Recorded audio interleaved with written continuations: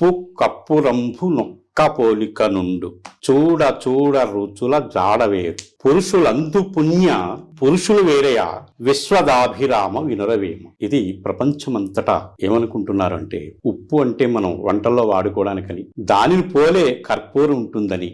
ఇక్కడ వేమన గారు ఆ భావన చెప్పలా. ఉప్పు ఎక్కడ పుట్టింది అంటే నీటిలో పుట్టింది. అది ఎక్కడ నాశనం అవుతుంది అంటే మళ్ళీ నీటిలోనే కరిగిపోతుంది. నీరు తాలూకు స్వభావం ఏమిటి? అది పల్లానికి పోవడం, అంటే కిందకు పోవడం. కాబట్టి మనకున్న సూర్యచంద్రనాడులు రెండింటిలో ఒకటి అపానవాయువు అయినటువంటి చంద్రనాడి జలతత్వం కిందకు పోతుంది సుమా అని చెప్పారు. ఇది ఉప్పు తత్వం. ఇకపోతే కర్పూరం. ఈ కర్పూరము వెలిగిస్తే అది మంట మీదకు వెళుతుంది. అలా మీదకు పోతుండేటువంటి ఆ కర్పూరమును, కిందకు పోతుండేటువంటి ఉప్పును, ఈ రెండింటిని చేసి ఒకటి చేసి అంతర్మదనం చేయమన్నారు.